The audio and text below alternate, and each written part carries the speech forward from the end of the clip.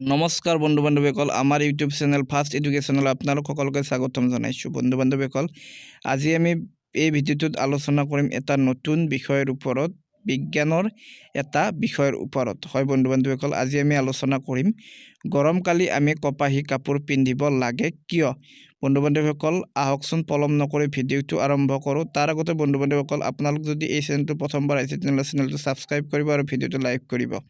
বন্ধু বান্ধৱীসকল, গৰমকালি আমি কিয় কপাহী কাপোৰ পিন্ধিব লাগে। গৰমকালি আমাৰ দেহৰ পৰা অধিক ঘাম ওলায়, যাৰ ফলত আমাৰ দেহটো শীতল পৰি থাকে।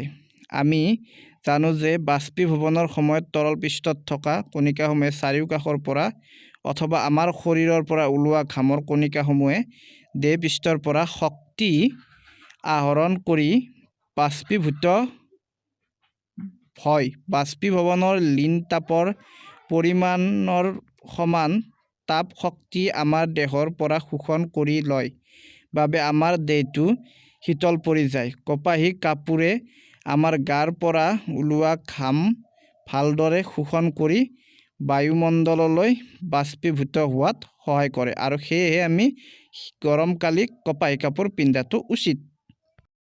আজিৰ এই ভিডিঅ'টো ইমানতে সামৰণি মাৰিলোঁ। পৰৱৰ্তী সময়ত আকৌ নতুন ভিডিঅ' লৈ আপোনালোকৰ মাজলৈ আহিম। ধন্যবাদ। জয় আই অসম।